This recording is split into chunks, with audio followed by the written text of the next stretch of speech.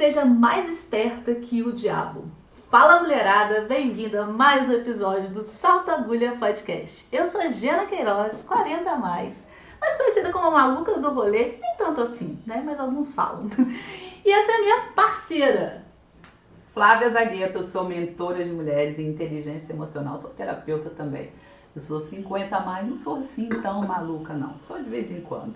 E hoje a gente está aqui para um assunto poderoso. Fala aí, Gena. Exatamente. Hoje o assunto é mais sério. A gente brincou na semana passada. Essa semana a gente vai conversar um pouco mais sério, mas trazendo soluções com enfoque positivo. Porque aqui, ó, energia é sempre lá no alto, tá? Então eu vou começar falando sobre o que a gente vai falar. A gente já começou com a frase, seja mais esperta que o diabo. A gente trouxe, baseado nesse livro aqui, eu já tenho 82, né? Nesse Na verdade, né? O que não falta. É, o que não falta, exatamente. Que eu acho que é um papo muito interessante e intrigante do Napoleão Hill, que a gente não sabe ao certo se realmente ele teve um encontro com a maldade ou se é uma metáfora, né? Então, ele fala aqui sobre uma entrevista que ele fez com o diabo. E essa conversa, a gente não vai falar do resumo do livro, porque eu acho que não tem nada a ver. A gente vai trazer os tópicos, tá? E pra você que tá aí, não tá se sentindo muito legal, às vezes terminou um relacionamento, às vezes está com crise de ansiedade, tá deprimida, tá precisando de um refresh na vida. Então a gente quer hoje trazer esse papo e mostrar para vocês que nós temos todos os recursos disponíveis dentro de nós mesmas e só depende da gente sair fora dessa situação, né, Flávia? É isso mesmo, e eu quero fazer um adendo aqui, que Napoleão Hill, ele tem vários best-sellers, então é um escritor, um autor muito sério, muito renomado, inclusive todo mundo conhece, né, O Segredo da Mente Milionária, Exatamente. né, que é o clássico dele, e esse livro, assim, ele nos traz uma mensagem muito importante para a gente refletir com o que a gente está fazendo com a nossa vida, para quem a gente está dando margem para a nossa vida, a gente está dando margem para a luz ou para a sombra. Como que às vezes coisas simples do nosso dia a dia a gente está dando margem para sombras.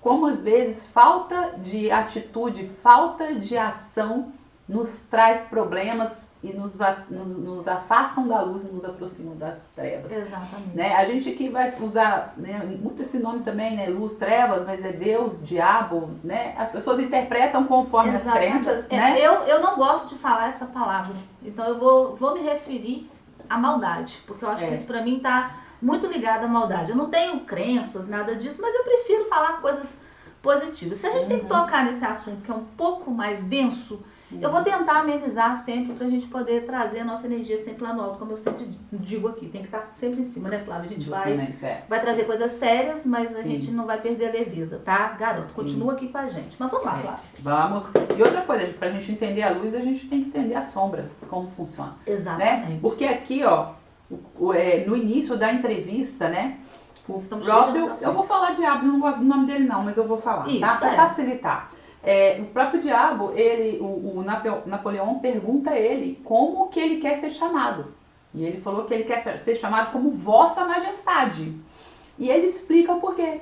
Porque ele está simplesmente na mente de 98% da população mundial. Ou seja, ele está dominando a maior parte das pessoas. E por isso ele é o rei dessas pessoas. Eu vou trazer uma coisa que eu acho legal, porque é o seguinte, eu escuto muitas pessoas falando que felicidade são apenas momentos, né? E que não é uma situação perene na vida. E isso que eu estou te dizendo aqui corrobora diretamente com esses 98%, Justo. Porque a gente pergunta para as pessoas. Foi feita uma pesquisa, não vou lembrar alguma dessas coisas que eu li aqui na vida, foi feita uma pesquisa, foi uma universidade dessas famosas e renomadas aí, onde perguntaram um número X de pessoas, muitas pessoas, uma pesquisa que durou muitos anos, perguntando para as pessoas, a vida é uma luta ou um jogo? A maior parte das pessoas respondiam que a vida era uma luta. E as pessoas mais leves, mais autorrealizadas, mais bem dispostas, mais tranquilas na vida, respondiam que a vida é um jogo. Então, essa questão da felicidade, eu acho que ajuda a corroborar com o que você está falando aí, desse reino absoluto, né? Porque 98%, a gente está dizendo que 2% apenas das pessoas estão nesse lugar de leveza, né? Por quê? E o que você falou aí é muito importante, por quê? Porque se são momentos, as pessoas ficam procurando momentos rasos de felicidade. de encontrar momentos felizes em pequenas coisas fúteis, talvez, né? Momentos passageiros, não momentos duradouros. Porque no meu olhar, Gina, a felicidade ela é um estado. Você é uma pessoa feliz, mesmo que você tenha seus problemas. Na hora que você está com seus problemas, você está triste. Mas a sua base, a sua estrutura você sabe quem você é de verdade, você é feliz. Eu pego muitas assim, alunas que chegam no estado, né? O estado que muitas pessoas que vão assistir que talvez estejam, e elas chegam, eu nunca fui feliz, eu nunca tive sorte no amor, eu sempre quebro a cara. Onde está essa felicidade que eu vejo várias pessoas na rua, casais se abraçando, namoros, casamentos? Por que eu não tenho essa felicidade? Por que eu sou tão infeliz? Eu falo, vamos lá. É um pouquinho de falta de gratidão da sua parte pensar sobre isso. E eu quero que você reflita. Pensa desde a hora que você nasceu até o presente momento. Só o fato de você ter chegado ao mundo já é uma dádiva. Vamos pensar por aí. Sim. E nesse tempo todo, você foi mais feliz ou menos feliz? Se você tiver que colocar em percentual, quantos por cento você foi mais feliz, quantos por cento você foi menos feliz? Aí as pessoas refletem e eu consigo trazer para elas pensam, não, realmente, eu tenho saúde até aqui, eu estudei, eu me formei, eu fui feliz sim, eu tive meu filho, eu tive minha filha, eu saí, eu aproveitei minha juventude. Aí as pessoas começam a refletir sobre a parte boa. Porque a gente tem uma tendência muito grande de supervalorizar o sofrimento. E quando você tem uma conquista, você está lá lutando a vida inteira, até você tem aquela conquista. Poxa, formei minha filha, você formou a sua, eu formei a minha, e aí formei minha filha. A gente celebra na formatura aquilo tudo ali, depois aquilo a gente acaba esquecendo. A gente lembra da luta que foi pagar, né? Como foi, aquela coisa toda. Mas a felicidade em si é uma explosão e a gente acaba esquecendo, quando deveria ser justamente o contrário. E ela na verdade, ela está dentro de nós, ela não está dentro do outro. A felicidade do outro é do outro. A nossa está dentro de nós. Então, acho que o grande erro é as pessoas procurarem felicidade no outro. Porque o que você vai encontrar no outro é a felicidade dele, não a sua. Exatamente. Aí os dois juntos vão ter momentos de felicidade, vai te expandir nisso, mas a gente não pode colocar responsabilidade em ninguém da nossa infelicidade. Não. Assim como a felicidade é a nossa responsabilidade. Exatamente, também. Exatamente. Né? Mas e aí, o que ele fala aqui, Gena, que ele é a energia negativa que mora na mente das pessoas. Que ele é 50% de todos os átomos e que os outros 50% é o que ele chama de opositor, que na verdade é Deus, né? Mas que ele chama de opositor. E ele controla os pensamentos negativos através da semente do medo. Então as pessoas, quando ela, né, e ele fala isso também, né, na continuação, quando ela está alienada em relação às coisas, ou seja, ela não tem propriedade de conhecimento de determinadas coisas, ela tem medo. E quando você tem uma determinada sabedoria dentro de você, você não tem medo daquilo que você sabe. Não. Né? A ignorância é um terreno fértil para o medo, né? Justamente. Então, quando você se acomoda, aí agora vamos trazer para a nossa realidade, né? Quando você se acomoda na vida, você não quer aprender mais, você não quer investir em você, né? Aí tem um curso bacana lá para você ir, você assistir, para você aprender, você não quer porque você acha caro. Você está achando caro investir em você. Lembrei daquele evento que a gente foi, você falou, você vai fazer, você vai. E eu falei, ai, tá caro, eu não estava numa situação financeira, cara, eu dei meus pulos e a coisa fluiu. Justamente, eu já investi muito e continuo investindo e não vou parar no meu conhecimento, eu não me arrependo um centímetro. Não, isso aí. De todo o investimento que eu fiz. Então, isso é o quê? É você desalienar. E olha, a gente tem tanto para aprender que a gente vai passar uma vida inteira se desalienando em vários assuntos. Sim. Porque tem vários assuntos que eu não domino, não sei, nem conheço. Né? Falando de alienação, acho importante a gente frisar também que a gente no estado emocional mais denso, a gente deprimido, ansioso, triste. Porque eu acho que todas as emoções, elas têm uma função positiva na vida da gente. Mas a gente não sabe lidar com emoções que, teoricamente, a gente julga negativas. Que talvez não são. Né? Eu vou até falar um pouquinho aqui da raiva, da tristeza e do medo. Que são emoções que a gente sente, mas servem de alguma forma, né, positiva pra gente. A gente vai aprender a lidar com isso aqui. Mas o que eu penso é o seguinte, a gente, quando está nesse estado emocional mais denso, mais baixo, o que a gente pensa? A gente pensa, eu não vou conseguir, não vai dar certo. E aí você fica só ruminando aquelas coisas ruins e você não consegue levantar e se reerguer. Você pensando que... Você já sentiu raiva, assim, muita raiva, e essa raiva, ela te fez fazer uma coisa extraordinária? Extraordinária em qual sentido? Por sentido exemplo, bom? vou contar um caso de um aluno, tá? Ele veio para mim, para mentoria, e ele havia sido traído pela noiva, tá? E ele estava extremamente revoltado. Aquele cara que os amigos indicaram, fizeram uma vaquinha e pagaram a mentoria para ele, porque ele só ficava ruminando e falando a respeito daquilo. E ele chegou com muita raiva. Ele estava naqueles estágios da superação e ele estava no momento da raiva. Ele não negou, ele já foi com a raiva direto, né? E muita raiva, xingando ela de tudo enquanto é nome, e não dormia, começou a desenvolver tipo um refluxo, teve que dormir com a cama inclinada, porque não estava, quer dizer, aquilo tudo estava voltando. Sim. Ele estava se retroalimentando daquela coisa, né? E aí ele estava um pouquinho acima do peso, ele estava numa posição de trabalho que ele tinha chance de crescer, mas ele estava estagnado. Eu fui trabalhando com ele para ele canalizar a raiva dele em prol de fazer coisas que são benéficas para ele. Eu falei, cara, vai puxar um ferro na academia. Eu fui treinar com ele. Vai puxar um ferro na academia, fui pro prédio dele, a gente treinou na academia dele. Falei, olha isso, vamos correr, vamos andar aqui 5 km. Quando a gente andou 5 na esteira, falei, vamos fazer o sexto, andamos 7,5. E ele, aí saiu com aquela adrenalina do treino, vou ficar gostosão, tá? Gostosão mesmo, né? Beijo, ele sabe que eu tô falando dele. Sim. Tá lindo. Isso começou a puxar ele para outras coisas, na vida profissional, ficar mais motivado, desviar o foco. Falei, cara, vai ler. Vai estudar, sua profissão é extremamente técnica, você precisa botar isso. Emagreceu, ficou lindão de viver, conseguiu uma promoção, esqueceu a dita cuja, superou, digamos assim, porque esquecer a gente não esquece, né? Fica sempre uma coisinha ali dentro, mas assim, você aprende a viver com aquilo. E ele não tá com ninguém porque ele não quer, ele tá pegando geral.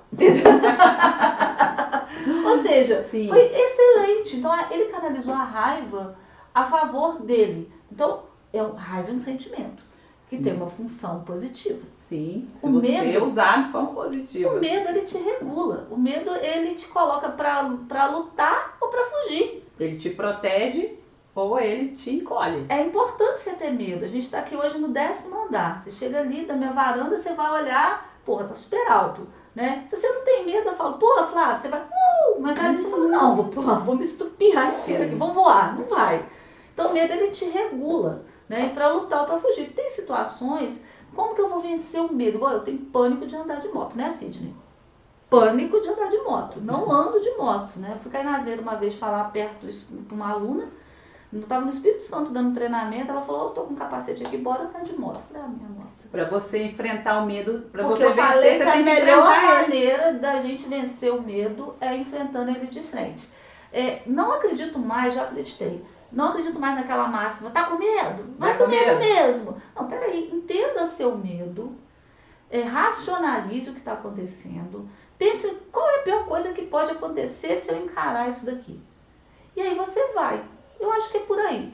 E é um jeito de vencer. E o medo, ele te regula, porque tem coisa que me dá medo. Eu tenho medo de moto porque eu fico com medo de cair. Eu não sei ser garupa, eu não sei pilotar. Eu tenho medo de cair. Eu não vou. É uma coisa que eu já decidi, que não é uma coisa que eu quero vencer. Mas, por exemplo, saltar de parapente, igual você saltou. Duvido que você não sentiu medo. Não, vou. Vírgula. Só na hora de sair da rampa para... Por quê? Porque a rampa, ela é muito inclinada assim. E você vê, você vê o abismo. Não, né? Você não vê. Quando você tá aqui, que ele te coloca os equipamentos, aqui tem uma rampa. Aí pra baixo você não vê, você só vê lá na frente. Então você não sabe se quando chegar aqui você vai cair. Se vai dar uma pane nos equipamentos, você vai cair. Esse foi o único medo que eu tive. Lá em Campos do Jordão, eu desci na maior tirolesa do Brasil lá. Aí penduraram um menino aqui e outro aqui. Minha filha e meu filho, eles eram novinhos na época. E eu no meio. Eu lembro que meu filho só esticou a mão pra mim assim, tipo assim, me dá a mão. Na hora que a gente vai chegando, que vai pra descer, é um abismo. Eu vi ali, dá um medão. Justamente, foi nessa hora. Depois que o negócio pegou e foi, acabou. Aí não, é delícia. Não senti mais nada. Eu tenho toda a filmagem. Eu vi, você me mandou. Eu preciso editar esse vídeo para postar, ainda não fiz edição. Mas o que acontece? Quando você tem medo do que você não tá vendo, né? Porque quando eu vi aquela rampa e eu não via o que estava lá embaixo, você tem medo, você não tá vendo o que tá lá na frente. Você então, às vezes, não. Eu tenho a gravação, prova. Não gritei, não. Eu gritaria. Eu gritei na tirolesa. E é muito seguro porque, né, pelo menos desse rapaz com quem eu contratei, ele tem dois profissionais que conferem tudo, e um é técnico de segurança. Depois que ele prende tudo, ele confere, vem os dois rapazes, conferem, filmam tudo, ou seja, a chance de acontecer alguma coisa é mínima. Mas o que acontece? As pessoas vão com medo de que aconteça, sendo que vai, porque assim, é uma experiência que... Eu já voei de parapente, é delícia. Não é? Depois, quando você pega, você começa a planear ali, você não tem mais medo. Nós passamos, inclusive, em cima da avenida, assim, que foi lá em São Conrado, né? Passou em cima da avenida, assim, em cima do mar, e foi. Eu achei que foi rápido demais, eu tinha ficado 1 hora voando. Porque... Ai, que delícia. Mas foi muito rápido, mas é bom demais, é uma experiência. A gente precisa viver essas coisas, até mesmo pra gente se fortalecer, pra gente ver que aquilo que a gente tinha tanto medo, que era tão grande, se tornou uma coisa pequena. E aí isso vale para outras coisas na sua vida. Quando você olhar para aquilo e falar assim, não é tão grande assim, eu enfrento. Isso te dá força, né? Te mostra a tua coragem. Então eu fui por isso, né? Então quando eu estava na praia, no dia seguinte, estava conversando com um rapazinho lá da barraca e tal, eu comentei com eles, 2 rapazes muito simpáticos, aí 2 rapazes novinhos, de no máximo 20 anos. Eu não tenho coragem, meu Deus, mas teve coragem de ir. Eu fiquei pensando, gente, não é possível. É só ir. Não é possível, né? Isso, eu não fiz nada de extraordinário, né? Mas a maioria das pessoas tem medo. É só dar o próximo passo. Começar é metade de toda a ação. Esse é um provérbio que eu li em algum lugar. Eu adoro ele. Começar é metade de toda a ação. Tudo se trata de movimento. Você não pode parar. Se você parar, você estagna. Eu tenho isso comigo. Por exemplo, eu e a Ana Clara, minha filha, a gente é muito parecida nesse ponto. Nossa, como a gente é parecida. Além da aparência, a gente é parecida nesse jeito. Se eu tô muito cansada, e aí é uma sexta-feira e eu me deito cedo, a minha tendência de acordar tarde ela é gigantesca no sábado. E aí eu fico ali na cama, se deixar. Se o dia estiver horrível, e isso eu não controlo, eu tenho que fazer coisas que estão sob o meu controle, eu não posso deixar o dia interferir, mas se o dia estiver, aí eu fico ali, se bobear eu fico ali o final de semana. Então eu me impus, me movimentar. É supremo que eu me movimente. Sábado passado eu não acordei muito legal, sabe? Eu tive uma DR. Tava coisada? Tive uma DR com aquele ser de luz. E aí, eu sabe, assim que você acorda, você fala, ai, que saco, eu tô passando por isso de novo. Aí eu falei, sabe o que eu vou fazer? Vou viver. Claro que eu vou. Levantei, botei minha roupinha de trem, falei, vou pro centro da cidade, vou descer, desci o morro aqui, porque eu não vou subir esse morro nesse carro, desci de carro, parei, fiz a minha caminhada acelerada, fui filmando meu bairro, eu amo aqui meu bairro é um espetáculo. Eu tava com vontade de comer uma proteína, uma carnezinha na chapa, tipo churrasquinho assim. Fui no restaurante que tem ali na Brás, sentei, pedi um chopp, que eu nem sou de tomar cerveja, chopp, você sabe muito bem disso, eu gosto disso aqui, né? E conheci um senhorzinho, São Antônio, dono da marcenaria lá no bairro onde a minha mãe tem casa, mora lá. Começamos a trocar ideia, voltei pra casa, arrumei meu guarda-roupa inteiro, lembrei de você. Arrumei meu guarda-roupa inteiro. E depois comecei a fazer minha comida pra semana, porque eu tô fazendo, né, uma reeducação alimentar e tal. Cara, que delícia! Aí no sábado à tarde minha amiga me ligou e falou, Raide, Gena, vamos subir a trilha lá do Machados? Eu falei, cara, bora!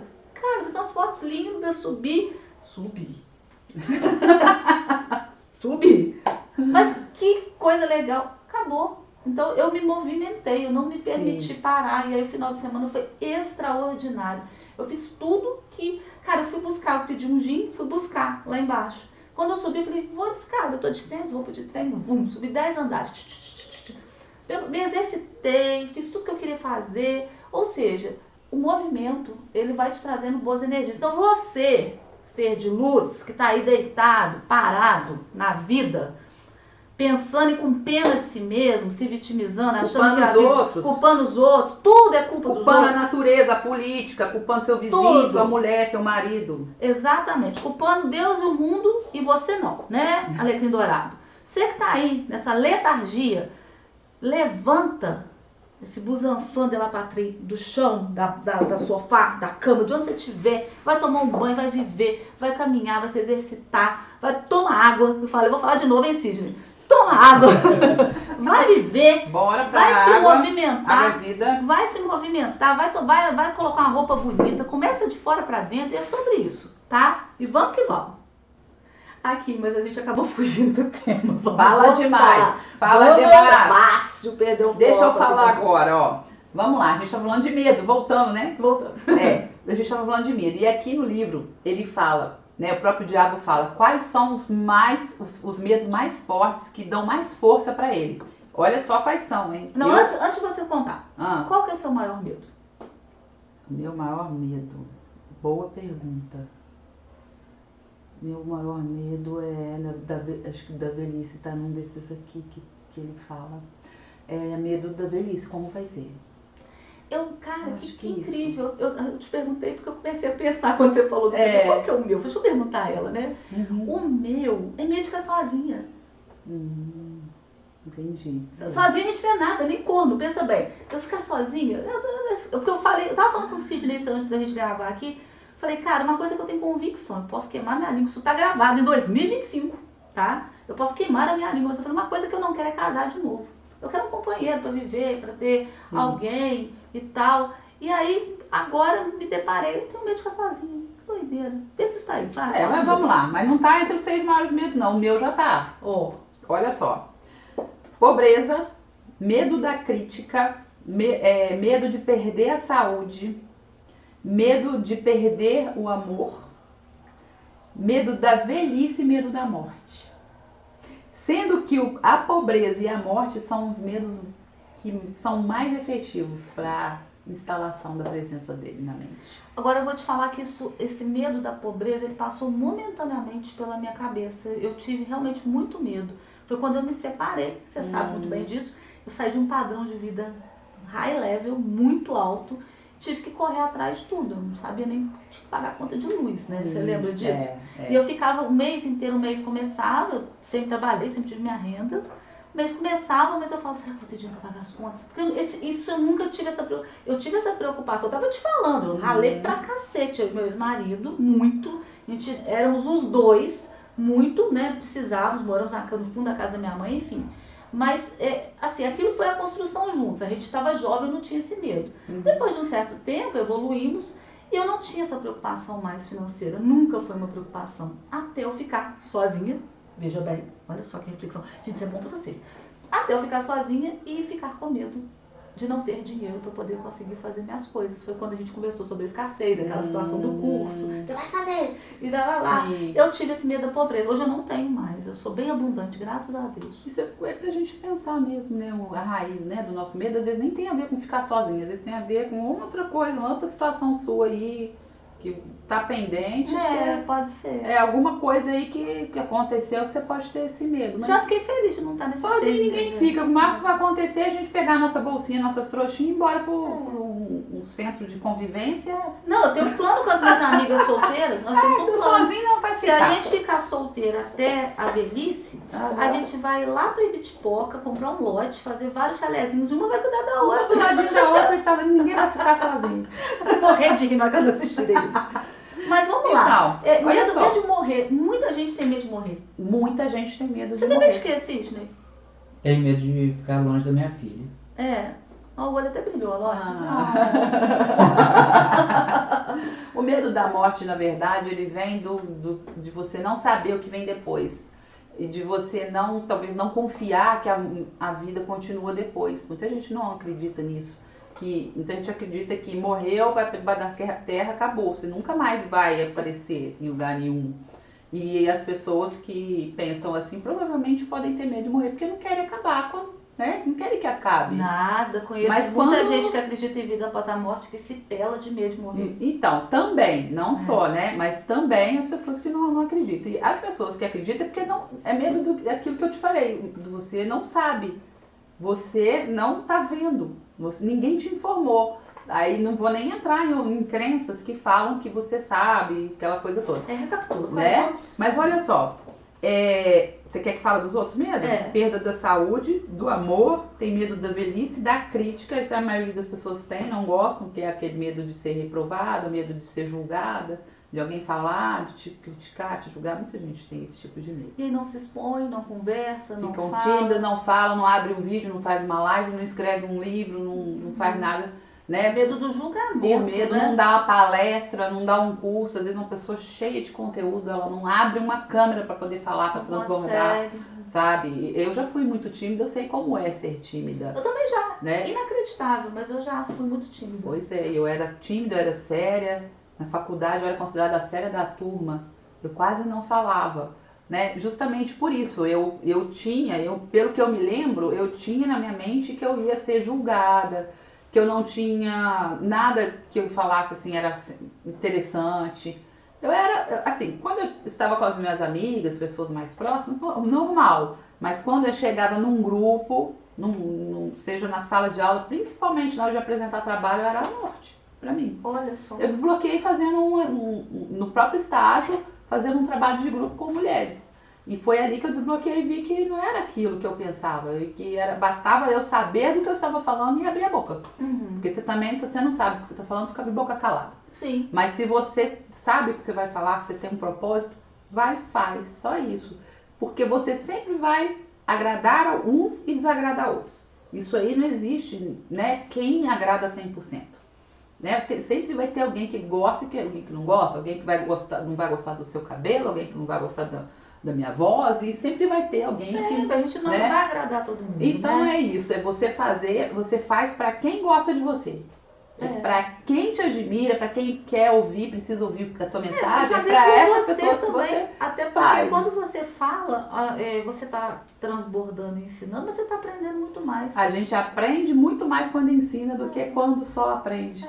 E agora, galera, já aproveitando o gancho da Flávia aqui para a gente passar para outro tópico, coloca aí nos comentários qual é o seu maior medo. Vamos entender percentualmente isso, depois a gente pode até trazer isso mais a fundo. Sim. Né? Legal.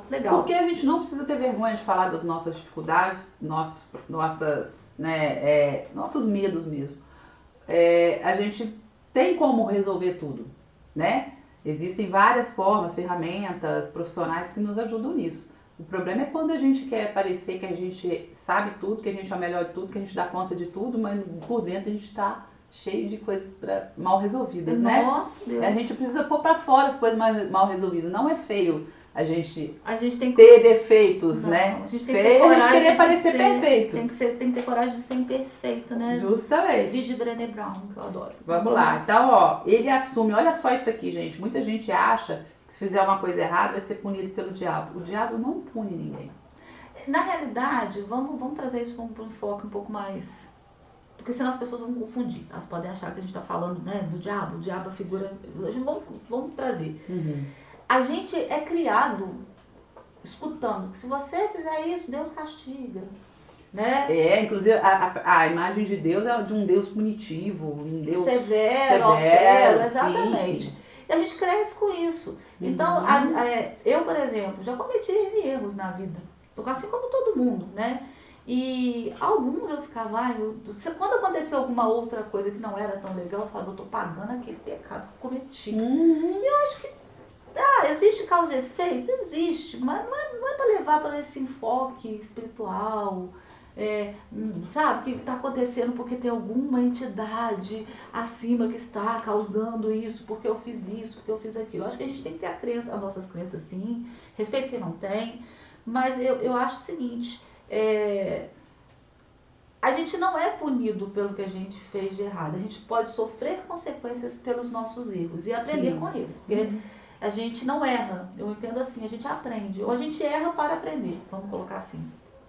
Justamente. Né? Mas volta lá. Bom, então ele aqui, o próprio diabo diz que não pode punir ninguém, exceto na própria mente da pessoa. Ou seja, a própria pessoa, com os pensamentos negativos dela, ela mesma começa a se punir, ela se julga, ela tem sentimento de culpa, remorso, né, por coisas que fez. Então ela mesma se coloca num tribunal, ela já é o juiz, ela é o advogado dela, ela é a promotoria de acusação, ela é o júri, ela é o policial que vai levar ela presa porque ela já foi condenada.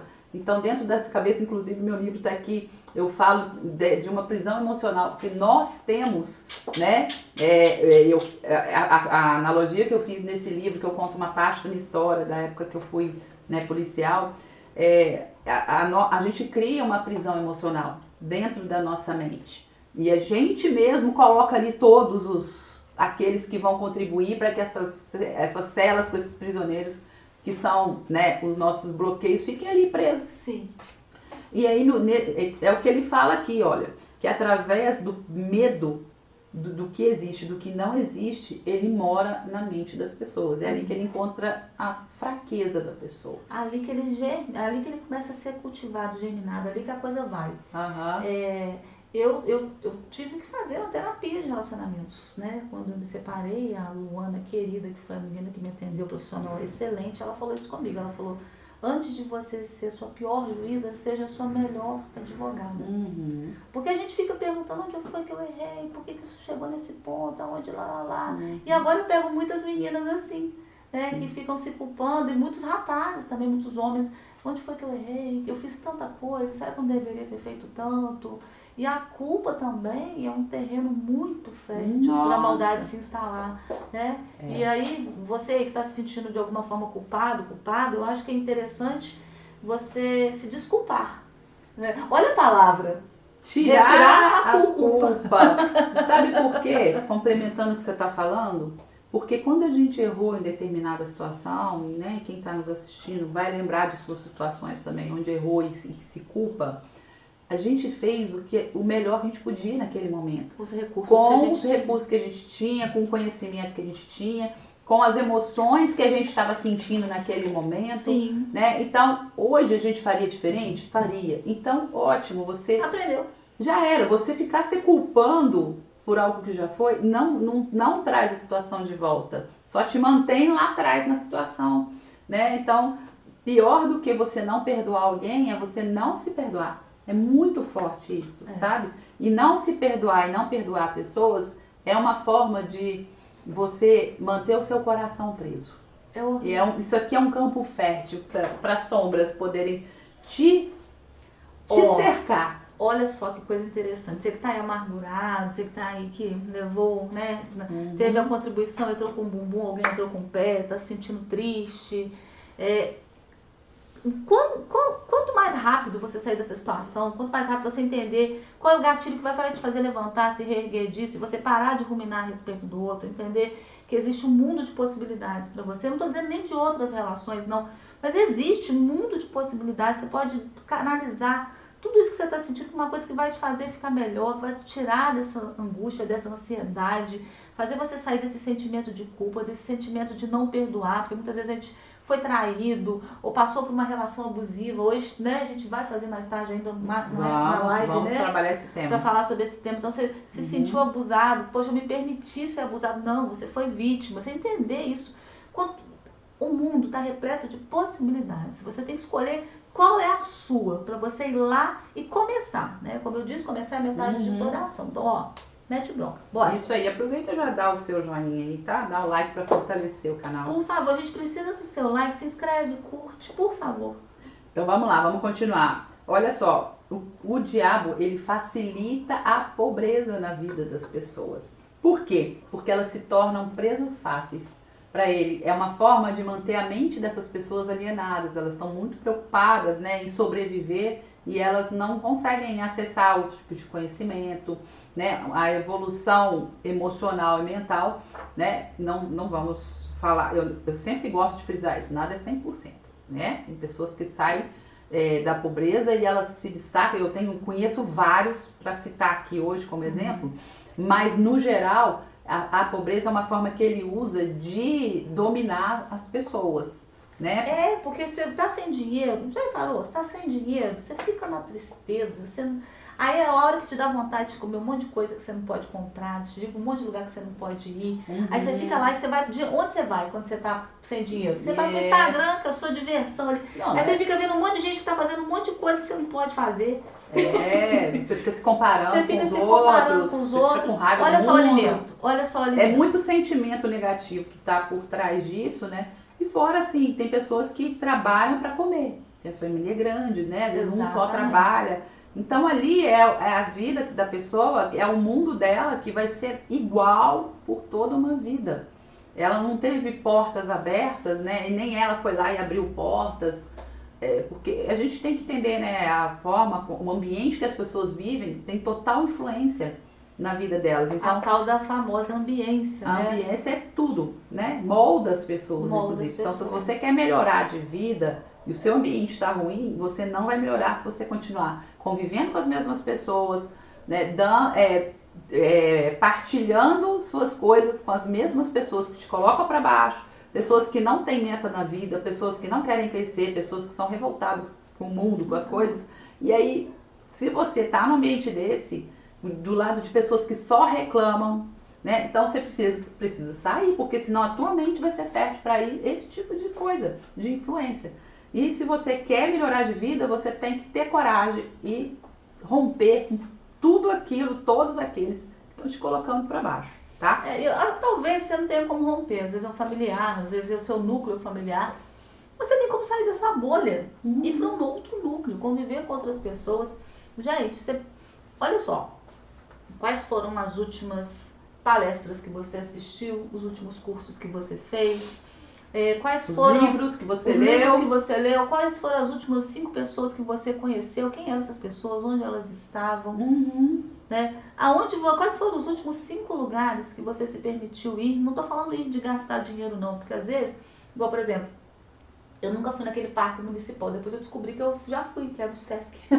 Isso, entendeu? É gratuito. É gratuito, você pode ir lá dar um rolê, o Horto. Tem o Museu Mariano Procópio, a UFJF, então cultura, enfim, né? A gente tá falando aqui no núcleo da nossa cidade, você pode estar na sua, você vai lá dar um rolê no Ibirapuera e tá tudo certo, entendeu? Sim. É isso, vai lá pra praia. Vai pra praia, né? Ai, que delícia. Menino, vamos pular essa parte, porque tem muita a praia tá um caminho longe. Muita coisa boa que você pode fazer, então pensa nisso. Como que você está se edificando? Como é que você está fazendo a construção? Meu filho era pequeno, eu adoro essa história. Ele era pequenininho, ele ficava no sofá pensativo um tempão. Eu falava, o que esse menino tá pensando? Eu falava, meu filho, o que você tá pensando? Ele falou, tô aqui pensando como eu vou construir o meu shopping. Olha, que bom isso. Ele tinha sonhos grandes, tem que ter mesmo. E ele ia construir um shopping onde tinha McDonald's, Burger King, parque de diversão e lojas de brinquedos. Ele me contando tudo isso, ele não ia cobrar nada de ninguém. Ah, não, entendeu? Mas aí o sonho dele ele não ia cobrar nada de ninguém. Tá precisando de uns ajustes. Não ia cobrar nada de ninguém, mas o que eu estou tentando dizer com isso é o seguinte.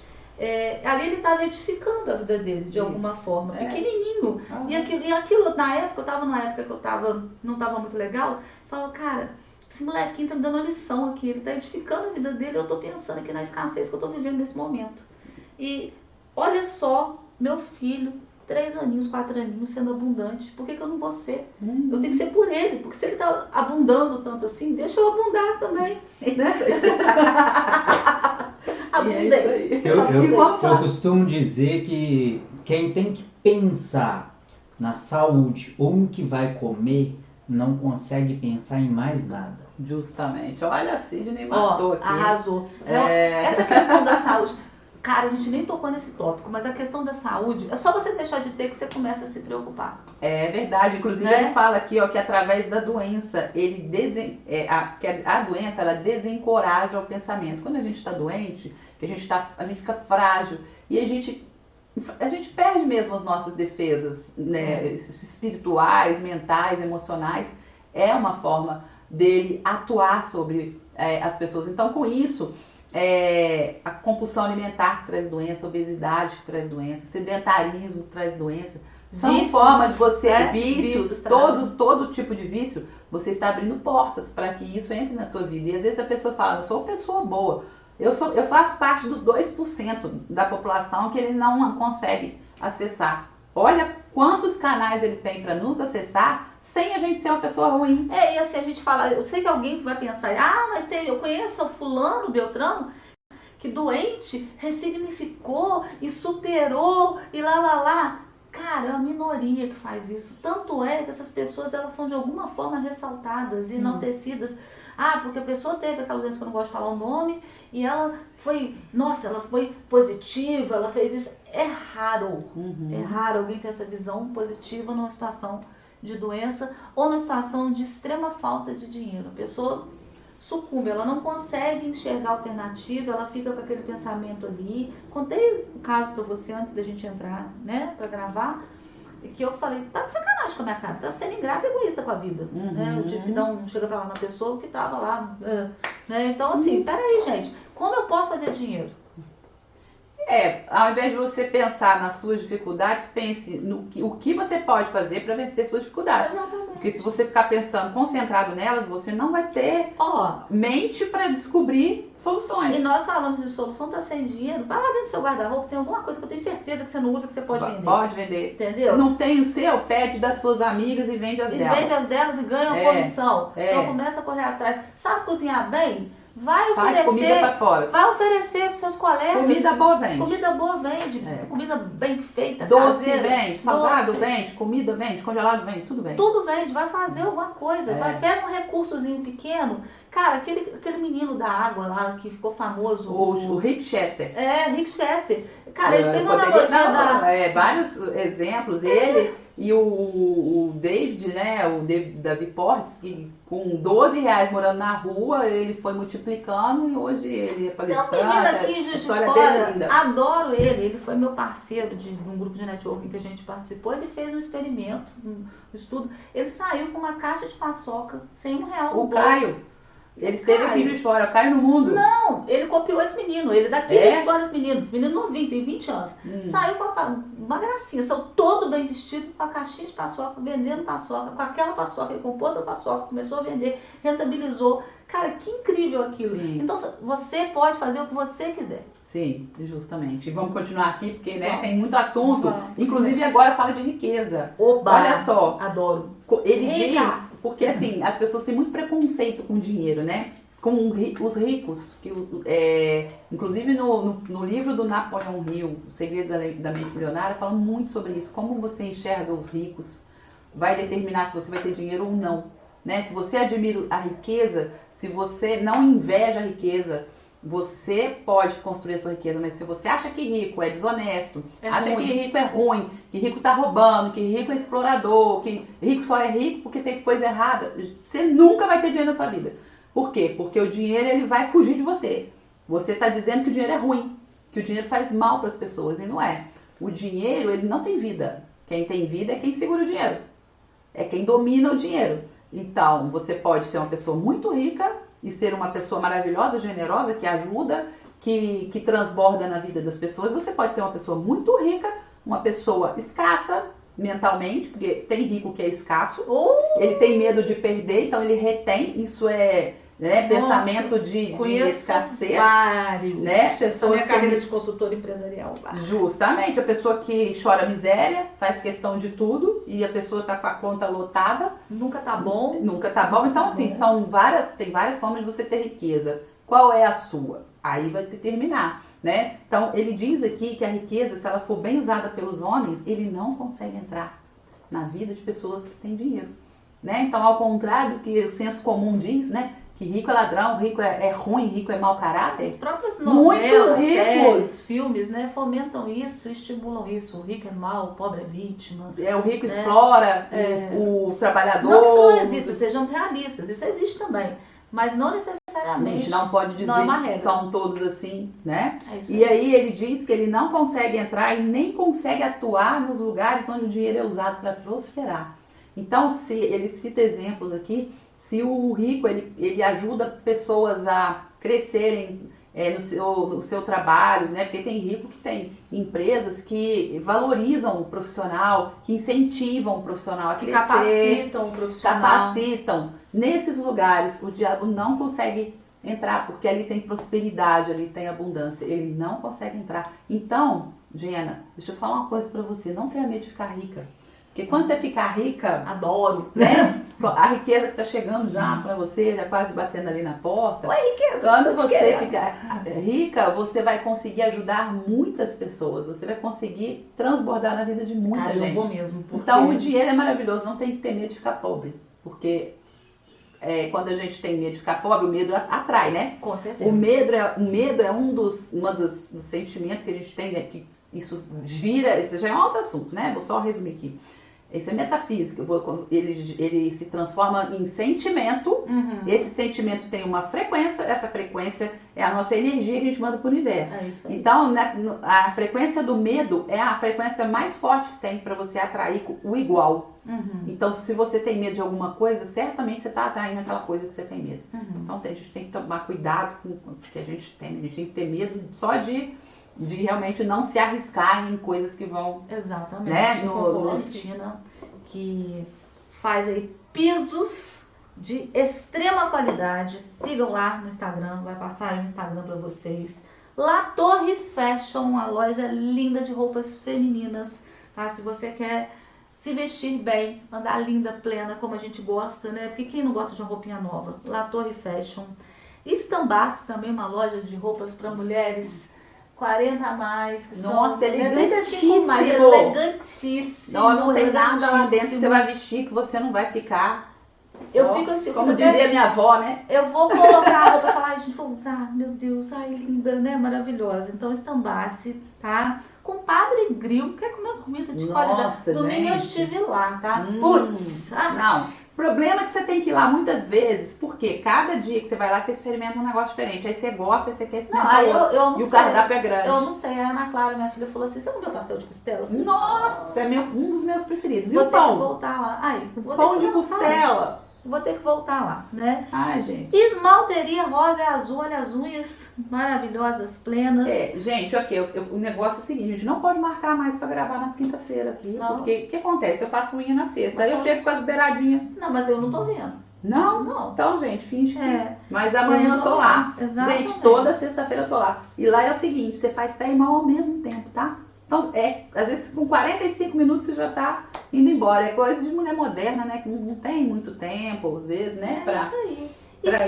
E forte madeiras. Negócio de pau tocado por mulher, tá? Mourões, ripas.